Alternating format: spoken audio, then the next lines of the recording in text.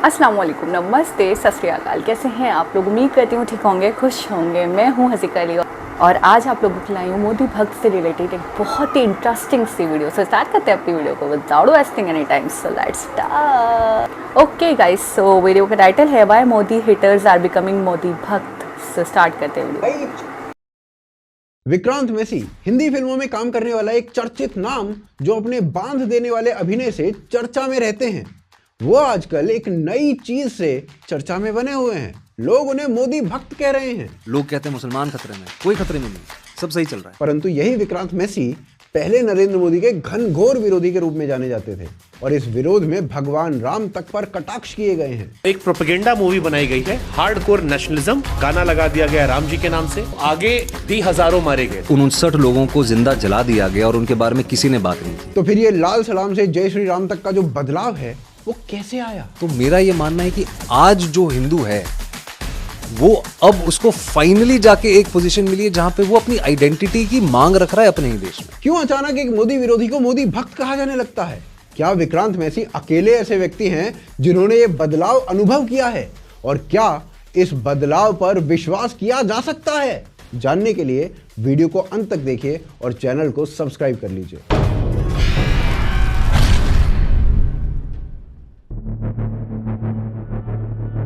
विक्रांत मैसी एक ऐसा नाम जो इंपैक्टफुल परफॉर्मेंसेस और वर्सेटाइल रोल्स के साथ साथ अपने राजनीतिक बयानों के लिए भी जाने जाते हैं। और राजनीतिक बयान भी भाई साहब ऐसे जिसमें मोदी, भाजपा और हिंदुत्व का विरोध हो। यामी गौतम ने विवाह किया और लाल जोड़े में फोटो डाली तो भाई साहब ने अपने आप को बड़ा ही कूल समझते हुए यामी गौतम को ट्रोल कर दिया।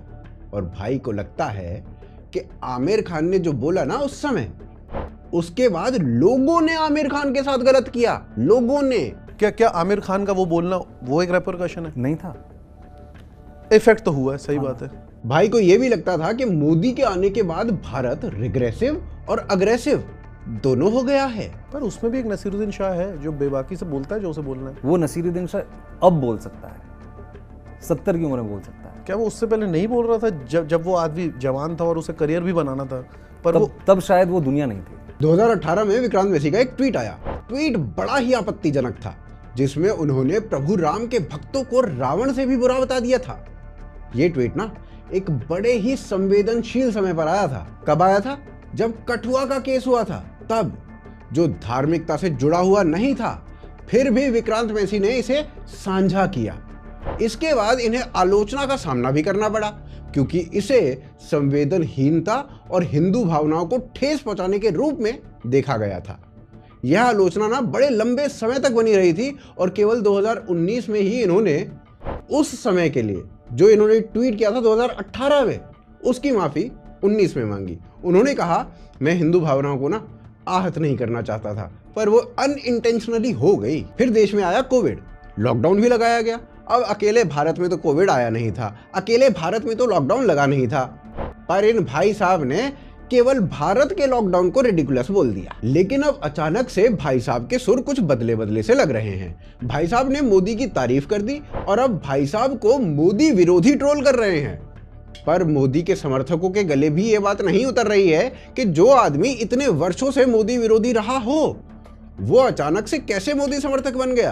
This is a historic third term, पूरा देश कह रहा है ये, एंड आई एम हियर। बहुत खुशी हो रही है इस बात की कि मैं जो शपथ ग्रहण समारोह है उसका हिस्सा बन पा रहा हूँ। यहाँ पर ना सरदार पटेल की वो स्पीच याद आती है कि कैसे एक दिन में हृदय परिवर्तन हो गया। बीजेपी क्रिटिकल से अब जो आप पर आरोप लग रहा है कि बीजेपी फ्रेंडली, जो चीजें मुझे बुरी लगती थी वो एक्चुअली बुरी है नहीं। लोग कहते हैं मुसलमान खतरे में, कोई खतरे में नहीं है, सब सही चल रहा है। तो भाई यहाँ पर विक्रांत का कहना यह है कि वो देश के ना कई स्थानों पर घूमे और उन्होंने चीजों को बदलते हुए देखा। थोड़ा सा लंबा वीडियो है पर इंपॉर्टेंट है, ध्यान से सुनना। मेरे फादर इन लॉ हिमाचल में रहते हैं, गांव में रहते हैं। वहां पे अभी गांव मतलब सड़कें वड़कें अब बन गई हैं। पहले जब उनके यहाँ से ट्रक निकलता था नेशनल हाईवे पहुंचने के लिए 4 घंटे लगते थे। ऊना पास में नेशनल हाईवे पड़ता है। गुजरात में मेरे ऐसे कितने दोस्त हैं जिनकी सिरेमिक की फैक्ट्रीज है, मोरबी में, सिरेमिक कैपिटल बोलते हैं उसको हिंदुस्तान का। उनकी जब ट्रक्स निकलती थी वो हाईवे पहुंचते पहुंचते सुबह हो जाती थी। इंफ्रास्ट्रक्चर बदला है, चीजें बदली हैं, आज देश आगे बढ़ रहा है। I have changed over the last 10 years the way I see things. जो अगर हम, जैसे मैं ट्रैवल की बात करता हूँ, मैं यूपी, बिहार, देश के गांव-गांव में जाता हूँ, मेरी कई बार छोटी-छोटी फिल्में करता हूँ मैं, जो जिनका बजट नहीं होता है, गांव का बैकड्रॉप होता है, वहां पे लोगों से मिला, उनसे चर्चा हुई, चीजें अपनी आंखों से दिखी है। अब ये जो चेंजेस विक्रांत मैसी में दिख रहे हैं ना, अब ये चेंजेस क्या हृदय से आए हैं या फिर ये चेंज इसलिए हैं क्योंकि भाई साहब की फिल्म आ रही है, या फिर जैसा भाई साहब ने स्वयं ने कहा कि घर तो हमें भी चलाना होता है, इसलिए आए हैं। अब भाई अगर इन भाई साहब को अपने बिल्स भरने की चिंता है तो आपको भी होगी। आप भी सेविंग्स या इन्वेस्टमेंट या स्टॉक इन्वेस्टमेंट के बारे में सोचते ही होंगे, तो आपकी इस इन्वेस्टमेंट की दुविधा को एक लिमिट तक दूर करने का प्रयास मैं कर देता हूं। एक ना सेबी रजिस्टर्ड एप्लीकेशन है यूनिवेस्ट के नाम से, जो कि आपको बढ़िया बढ़िया स्टॉक्स की जानकारी देते हैं खुद रिसर्च करके। यहाँ पर एक्सपीरियंस्ड और सर्टिफाइड लोग हैं जिनसे आपको मदद मिल सकती है। अभी दिवाली पर यूनिवेस्ट ने एक सेक्शन बनाया है दिवाली स्टॉक्स का।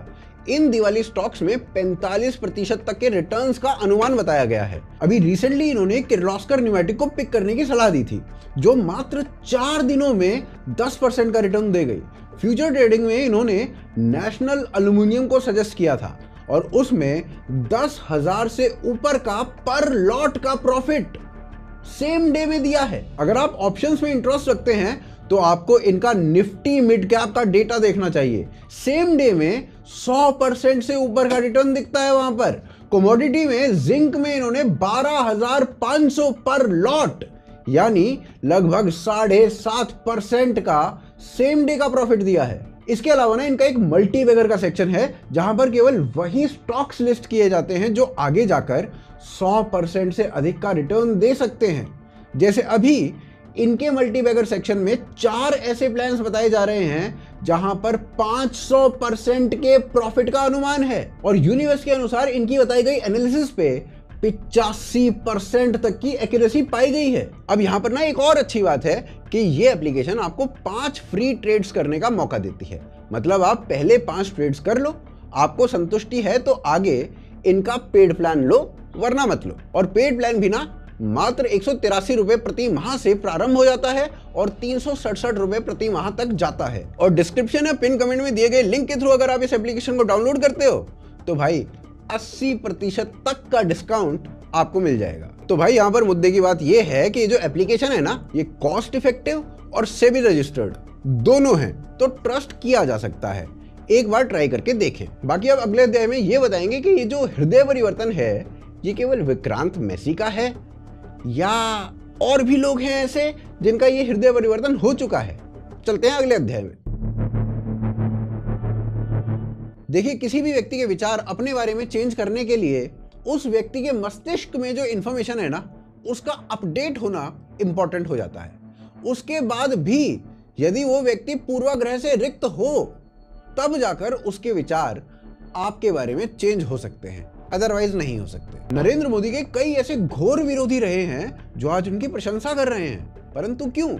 इसके पीछे का कारण जानने के लिए पहले उन सभी लोगों को जान लेते हैं। इनमें सबसे चर्चित व्यक्ति वो हैं जो मोदी के क्रिटिक रहे हैं। उनका नाम है DY चंद्रचूड़, जो हमारे देश के चीफ जस्टिस थे और अभी 10 नवंबर 2024 को रिटायर हो गए हैं। इन्होंने इस वर्ष अपने घर पर अपनी पत्नी के साथ में मोदी जी को आमंत्रित करके गणेश पूजा की थी, जिसके बाद चंद्रचूड़ जी की काफी आलोचना हुई थी और कहा गया था कि अब चंद्रचूड़ जी के जो विचार हैं वो हिंदुत्व की ओर झुकने लगे हैं। चंद्रचूड़ जी ने राम मंदिर के निर्णय के लिए भी भगवान से सहायता मांगी थी और ये स्वीकार भी किया था बाद में, जो कि लिबरल्स के बीच में ढंग से नहीं गया। Chief Justice of India DY Chandrachud on Sunday said he had prayed to God for a solution to the Ram Janmabhoomi Babri Masjid dispute and asserted God will find a way if one has faith।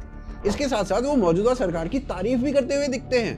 CJI के अनुसार भारत अब बदल रहा है। इसके अलावा JNU की पूर्व छात्रा और मोदी सरकार की कट्टर विरोधी शेरा राशिद कभी JNU में आजादी आजादी के नारे लगाया करती थी।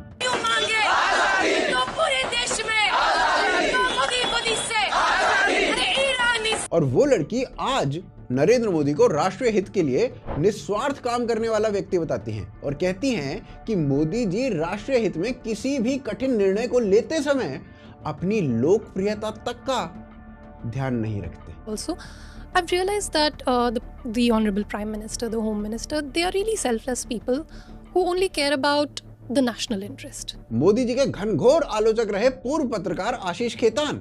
उन्होंने जैसे ही आम आदमी पार्टी को छोड़ा, वैसे ही वो भी मोदी जी के प्रशंसक बन गए। खेतान ने मोदी जी की आयुष्मान भारत योजना की जमकर तारीफ की थी। उन्होंने अपने ट्वीट में ये कहा कि अगर प्रधानमंत्री मोदी की आयुष्मान भारत योजना को सही तरीके से लागू कर दिया गया तो ये ना भारत के स्वास्थ्य सेवा क्षेत्र को बदल कर रख देगी।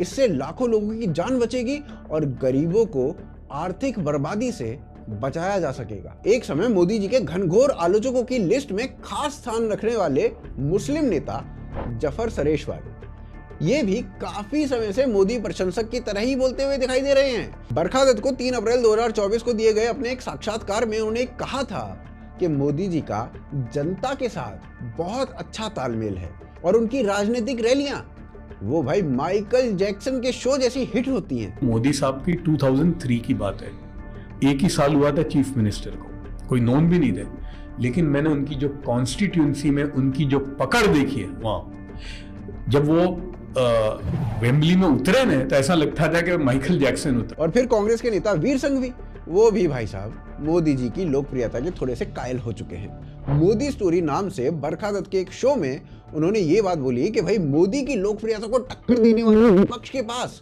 एक नेता भी नहीं है, राहुल गांधी भी नहीं है। मोदी जी की घोर आलोचक रही शोभा डे तो भाई मोदी जी की स्मरण शक्ति, संवाद कौशल और वन लाइनर जोक्स की बहुत तगड़ी प्रशंसक बन चुकी हैं। शोभा डे मोदी जी के लिए क्या सोच रखती हैं वो आप यहां पर पढ़ सकते हैं। फिर इसके बाद आचार्य प्रमोद कृष्णम जो पहले कांग्रेस के शीर्ष नेतृत्व में अपनी भूमिका रखते थे, वह भी हिंदुत्व की तरफ तेजी से आगे बढ़ते हुए दिखाई दिए और साथ ही साथ मोदी जी के प्रशंसक भी बन गए, जिस कारण से उन्हें पार्टी से निकाल भी दिया गया। और अब तो आचार्य जी हर जगह पर मोदी जी की तारीफ करते हुए दिखाई देते हैं। किसी भी टीवी शो या न्यूज में या अन्य जगहों पर खुलकर मोदी जी के व्यक्तित्व की प्रशंसा करते हुए ये भाई साहब दिखाई देते हैं। कल की धाम के शिलान्यास में कहा कि मोदी जी जैसा कोई दूसरा है ही नहीं। ये जो जितने एग्जांपल्स मैंने आपको दिए ना अभी, इनमें से कई लोग तो पक्के वाले प्रशंसक बन चुके हैं और कई लोग कच्चे वाले हैं और कई लोग कभी कभी हैं कभी कभी नहीं हैं। और इन सब के अलावा और भी अनेक ऐसे विरोधी हैं जो बीच बीच में मोदी जी के कार्यों का और व्यक्तित्व का प्रशंसा कर देते हैं और कभी कभी आलोचना कर देते हैं। लेकिन अब प्रश्न ये उठता है कि आखिर इनमें से कुछ लोगों के घोर हृदय परिवर्तन का कारण क्या है? क्या ये सब सच में मोदी जी के कार्यों से प्रभावित होकर बदल गए हैं या फिर इसके पीछे कोई और राज है? मोदी के खिलाफ इनके नैरेटिव की सच्चाई क्या है? तो चलिए इसको ना अगले अध्याय में समझते हैं। अभी हमने पिछले चैप्टर्स में ऐसे कई लोगों को देखा जिनका हृदय परिवर्तन हुआ है। अब ये हृदय परिवर्तन के कई कारण हो सकते हैं जिनके बारे में हम आगे बात करेंगे भी, लेकिन अमूमन इस हृदय परिवर्तन का एक मुख्य कारण होता है जो जनसाधारण में देखा जाता है और वो कारण है फैक्ट्स का पता लगना। जैसे जैसे आपकी नॉलेज या इंफॉर्मेशन बढ़ती है वैसे वैसे आपके प्रेजुडिस या पूर्वग्रह दूर होते जाते हैं और आपके विचार पहले से बदल जाते हैं on the basis of information. तो इस काम में मीडिया और विपक्षी सरकारों की जो रिपोर्ट्स होती है ना, उनकी बड़ी अहम भूमिका होती है। इसको ना कुछ एग्जाम्पल्स से समझते हैं। 2001 में केशुभाई पटेल को मुख्यमंत्री के पद से हटाने के बाद मोदी को गुजरात की कमान सौंपी गई। सत्ता संभालने के लगभग 5 महीने के बाद ही गोधरा रेल हादसा हो जाता है जिसमें कई हिंदू कार सेवक भस्म हो जाते हैं। इसके ठीक बाद फरवरी 2002 में ही गुजरात में सांप्रदायिक हिंसा भड़क उठती है। मोदी पर आरोप लगे कि वो इस हिंसा को रोक नहीं पाए और उन्होंने अपने कर्तव्य का निर्वहन नहीं किया। चौंकाने वाली बात यह थी कि के चंद महीनों के बाद ही जब दिसंबर 2002 में विधानसभा के चुनाव हुए तो मोदी ने जीत दर्ज की और वहां पर सबसे अधिक लाभ उन्हें उन क्षेत्रों में हुआ जो दो से सबसे अधिक प्रभावित थे। यही बात 2012 में फिर से सामने आई। सुप्रीम कोर्ट द्वारा नियुक्त अदालत के सलाहकार राजू रामचंद्रन ने कहा मोदी के विरुद्ध आईपीसी 153A1 के अंतर्गत धर्म के आधार पर वैमनस्य को बढ़ावा देने का मामला बनता है, पर मोदी के विरुद्ध कोई प्रमाण नहीं मिला। अब वहां से सीधा चलते हैं 2015 में। अब तक मोदी भारत के प्रधानमंत्री बन चुके थे और ओबामा उस समय यूएसए के राष्ट्रपति थे। जनवरी 2015 में ओबामा यहां पर विजिट करते हैं और एक क्रिश्चियन चर्च पर एक पत्थर फेंके जाने की खबर भारत में गूंज रही होती है और ओबामा यहाँ पर आकर बोल देते हैं कि भारत की माइनॉरिटी खतरे में है। बाद में पता लगता है कि एक बच्चे ने चर्च पर पत्थर फेंक दिया था और इस बात को ओबामा ने इतने बड़े लेवल पर उठा दिया। और फिर आगे जब कंपैरिजन हुआ एनडीए वर्सेस यूपीए का, तो पता चला कि यूपीए के समय में एक्चुअली चर्च पर बहुत सारे अटैक्स हुए हैं, पर वर्ल्ड की मीडिया ने उन्हें कभी रिपोर्ट ही नहीं किया। और रिपोर्ट किया भी तो वर्ल्ड मीडिया को कभी ये नहीं लगा कि भारत में जो माइनॉरिटी है ना, वो असुरक्षित है या खतरे में है। 28 सितंबर 2015 को दादरी में अखलाक वाली घटना हुई, जिसमें बताया गया कि अखलाक को बीफ होने के कारण समाप्त किया गया है। और मिड अक्टूबर आते आते 13 राइटर्स ने अपने अवार्ड्स वापस कर दिए थे, क्योंकि भारत में इंटॉलरेंस बढ़ चुकी थी। फिर 2016 में इंडिया स्पेंड नाम की एक संस्था एक पूरा ट्रैकर बनाती है जिसे हेट क्राइम वॉच कहा जाता है। इस ट्रैकर में 2009 के बाद हुए अखलाक जैसे इंसिडेंट्स को डॉक्यूमेंट किया जाता है। 2009 से 2015 तक के ये इंसिडेंट्स गूगल करके निकाले गए थे और नवंबर 2018 तक इस संस्था ने ऐसे 300 से अधिक इंसिडेंट्स को नोट करके कंक्लूड ये किया कि 90% से अधिक ऐसी घटनाएं नरेंद्र मोदी के आने के बाद हुई हैं। पर इसकी असलियत ये थी कि इंडिया स्पेंड ने अपना ये डेटा 2019 के चुनावों के बाद खत्म कर लिया और माफी मांग ली कि नहीं, उसमें बहुत सारी गलतियां थी। अब देखते हैं कि आखिर इन लोगों का नैरेटिव बदला कैसे। तो एक ना कहावत है, हाथ कंगन को आरसी क्या और पढ़े लिखे को फारसी क्या। मतलब जब लोगों ने ग्राउंड रियलिटी का सर्वे किया तो पता चला कि जो भी उनको पता है उन बातों का कोई बेस ही नहीं है। आइए इस बात को ना कुछ एग्जाम्पल से समझते हैं। देश में बताया जाता है कि मुसलमानों पर अत्याचार हो रहा है, पर क्या ऐसा सही में है? भारत के माइनॉरिटी कमीशन ने 2014 से 2019 के बीच में 22,000 करोड़ रुपए माइनॉरिटी के वेलफेयर के लिए खर्चा किया। इसी पीरियड में 3.2 करोड़ स्कॉलरशिप्स दी गई और उसका जो लार्जेस्ट पाई था ना, वो देश के मुसलमानों को गया। सिविल सर्विसेज में मुस्लिम कम्युनिटी का रिप्रेजेंटेशन भारत की स्वतंत्रता से 2016 तक प्रतिवर्ष 2.5% के आसपास रहता था और 2016 से लगातार प्रतिवर्ष 5% है। 2014 तक मात्र 4% मुसलमान सरकारी नौकरी में थे। आज वो संख्या बढ़कर 10% हो गई है। 2017 में कंपैरिजन किया गया था यूपीएससी के रिटन एग्जाम और इंटरव्यू स्टेज का, जिससे ये ज्ञात हुआ कि इंटरव्यू स्टेज में सेकंड लार्जेस्ट कम्युनिटी के लोगों को 13 नंबर अधिक दिए गए हैं बाकी सभी कम्युनिटीज के कंपैरिजन में। सरकार गरीब लोगों के लिए घर बनवाती है। इसमें 31% से अधिक हाउसेज पीएम आवास योजना में मुस्लिम कम्युनिटी को मिले हैं। पहले मुस्लिम लड़कियों का स्कूल ड्रॉप आउट रेट 70% के करीब था। 2014 के बाद यह गिरकर मात्र 30% रह गया है। कुछ अन्य लोगों ने भी मोदी या मोदी सरकार के विरुद्ध इस प्रकार के नैरेटिव बनाने वाले लोगों का ना भांडा फोड़ किया है, जैसे न्यूज रिपोर्टर और सोशल मीडिया इन्फ्लुएंसर शुभंकर मिश्रा। इन्होंने इस बात पर कुछ ये कहा, सुनिए। मैं किस्सा शेयर करता हूँ आपसे। मैं गुजरात गया था। गुजरात के सूरत, ये जो आपकी घटना है जो आप कह रहे हो ना, परसेप्शन कैसे बनता है, जब मुझे पहली बार ऐसा एहसास हुआ था। सूरत में एक घटना घटित होती है, कई बच्चे कोचिंग सेंटर से नीचे गिर जाते हैं, आग लग जाती है। अभी 2-3 साल हाँ, मैंने वीडियो देखा। मैं और उत्तराखंड के राज्यपाल साहब जो उस टाइम ऐसा काम करते थे चैनल, तो हम दोनों रिपोर्टिंग करते थे। तो बहुत ही भयावह वीडियो आए थे, बच्चियाँ ऊपर से कूद रही थी जान बचाने। बहुत ही दुखद घटना थी। हम गए वहाँ, 2 दिन रिपोर्टिंग की हमने। जो कोचिंग सेंटर सील हो गया, उसको उठा के लेके पुलिस चली गई। 2 दिन बाद देश के एक बड़े नेता का अहमदाबाद में शो था। मेरे चैनल के संपादक ने मुझसे कहा, मैंने कहा मैं चला जाऊँ, ये घटना खत्म हो गई, जो दोषी थे उनको अरेस्ट कर लिया गया, कोचिंग सेंटर सील हो गया, आगे क्या करें। ही सेड नहीं, जब सारी दुनिया वहाँ रैली दिखा रही होगी तो तुम विक्टिम से घर जाओ और एक बच्चे को पकड़ो और उससे एक बाइट निकलवा दो, मोदी अंकल आपने क्या कर दिया। मैं उस वीडियो को जब ट्विटर के पॉइंट ऑफ व्यू से सोच रहा था कि अगर वो वीडियो उस वक्त मैंने रिकॉर्ड किया होता, हम इंडिविजुअल स्टोरीज करते हैं, बट ये प्री माइंड में मुझे डाले कहा गया था कि आप एक ये लाइन बुलवा देना कि मोदी अंकल ये आपने क्या करवा दिया, मेरी बहन लौटा दो। एंड आई इमेजिन अगर ये आती तो देश के सारे बड़े लोग जो थे इस घटना को देखने का पॉइंट ऑफ व्यू किससे रहता। और ऐसा ही कुछ digital news portal the print के मालिक शेखर गुप्ता ने भी कहा। उन्होंने कहा कि पत्रकारों ने जानबूझकर सरकार की विभिन्न योजनाओं से लोगों को मिलने वाले फायदों को नजरअंदाज करके अफवाहों को फैलाया। देखिए, अक्सर ना ऐसा कहा जाता है कि आप किसी व्यक्ति को मार सकते हो पर उसकी विचारधारा को नहीं मार सकते। अब अगर ये बात सच है तो क्या ऐसे में लोगों की मेंटालिटी में चेंज वास्तव में हुआ है या ये केवल छलावा है या फिर केवल कुछ दिनों का नशा? आइए इसको ना अगले अध्याय में ढंग से समझते हैं। देखिए, समय के साथ बदलाव आना ये प्रकृति की निशानी है, लेकिन जब ये बदलाव किसी की विचारधारा में आता है तब हमारा मस्तिष्क ये सोचने लगता है कि आखिरकार ऐसा क्या हुआ होगा जो इतना बड़ा परिवर्तन आ गया। विचारधाराएं तब बदलती हैं जब मनुष्य के दिमाग में जो इन्फॉर्मेशन थी किसी विषय के ऊपर वो अपडेट हो जाती है री इन्फॉर्मेशन से।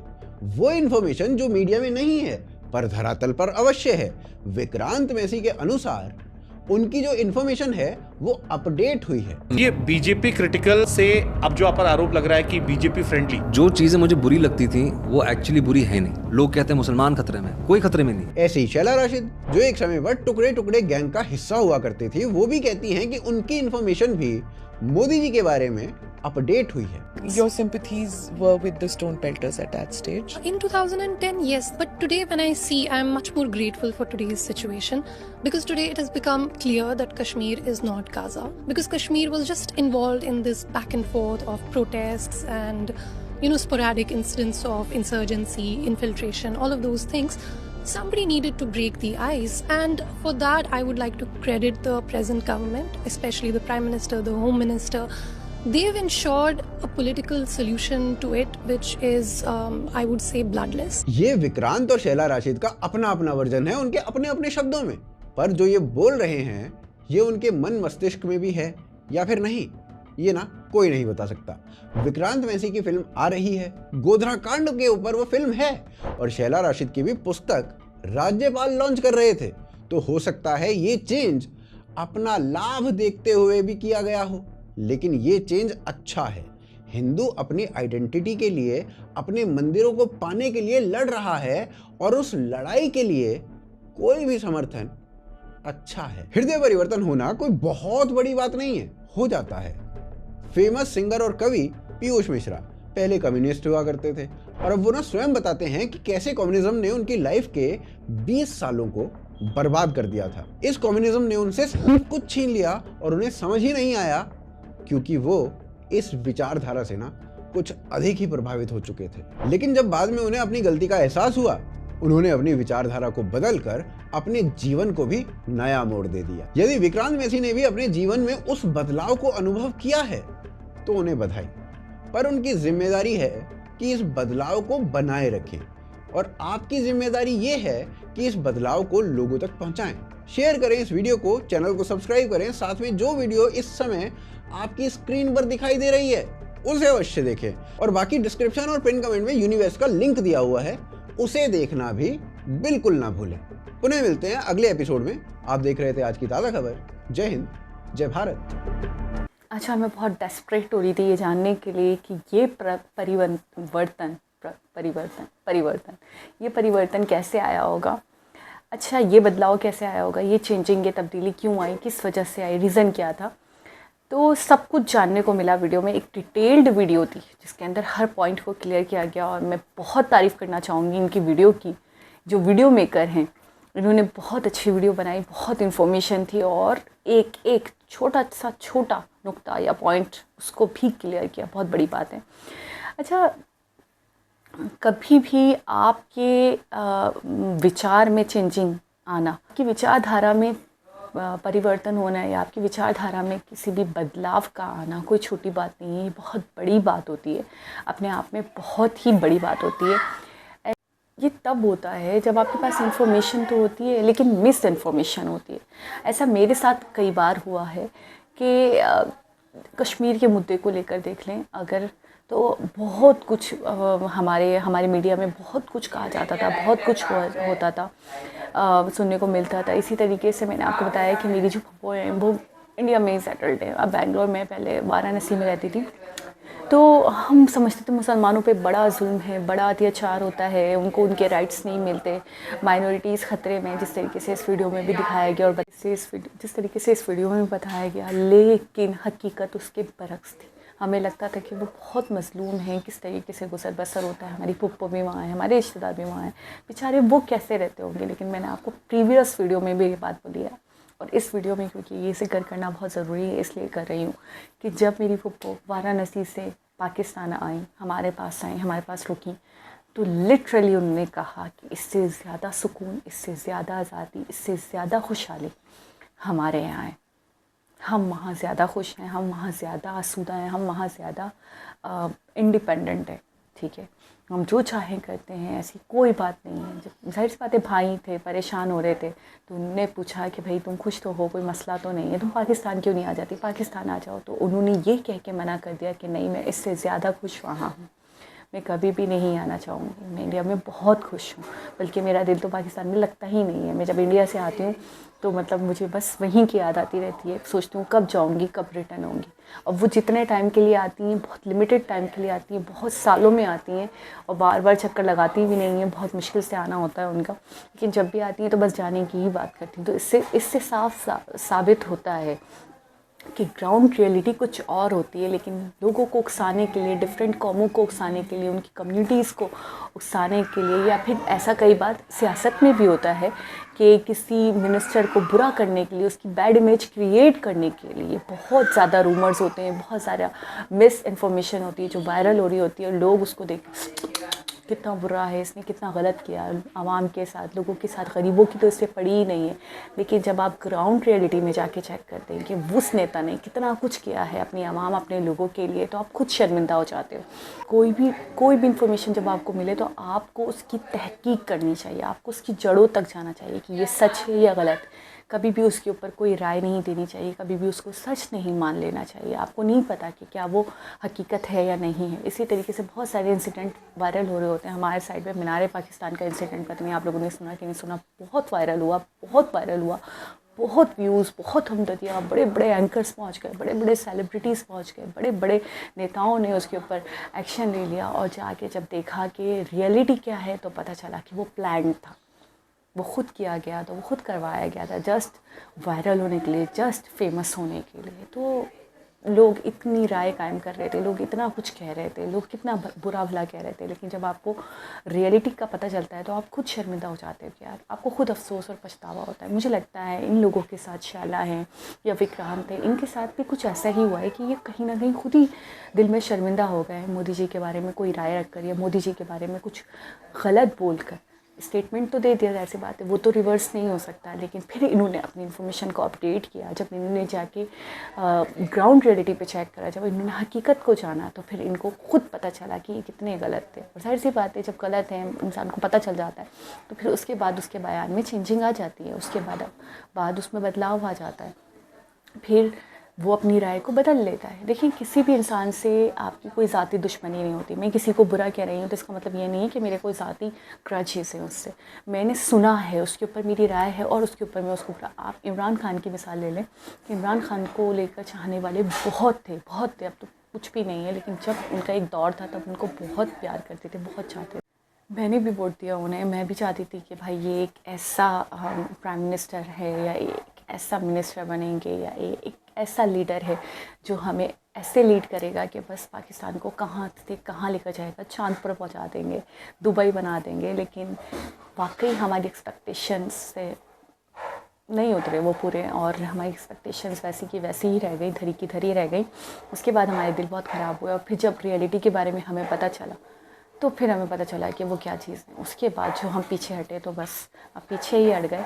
अच्छा, बहुत सारे लोग कहते हैं कि भाई उनको टिकने नहीं दिया गया, उनको सत्ता में रहने नहीं दिया गया, उनको पावर में रहने नहीं दिया गया, उनको उनका टर्नओवर कंप्लीट नहीं करने दिया। तो मैं ये कहना चाहती हूँ कि आप मोदी जी को भी तो देखें ना, एक आउटसाइडर, एक ऐसे इंसान थे जिन्होंने खुद अपना करियर बनाया। मैं ये कहूँगी वो खुद आए सियासत में, उन्होंने खुद अपना योगदान दिया, उन्होंने खुद इतनी मेहनत, कड़ी मेहनत करी, और कैसे टिके वो, किस तरीके से, कि वो इतने सालों से पावर में है और किस तरीके से लोग उनको चाहते हैं, प्यार करते हैं, कि कोई नहीं चाहता कि वो जाए, वो सीट छोड़ें। तो इस तरीके से आप रहें कि आप कंट्री के लिए इतना कुछ करें, आप अपने लोगों के लिए इतना कुछ कर दें कि आपको टेंशन ही ना हो पावर में आने की। लोग खुद आपको रखें पावर में, लोग खुद आपको वोट दें, लोग खुद आपको इतना पसंद करें, आप ऐसे बन जाओ कि आपके दुश्मन भी आपके दोस्त हो जाएं। जिस तरीके से आपने इस वीडियो में देखा, तो इस वीडियो का निचोड़ यही है। दोबारा किसी और वीडियो के साथ आपसे मुलाकात होगी। जब तक अपना बहुत सारा ख्याल रखें। अल्लाह हाफिज़।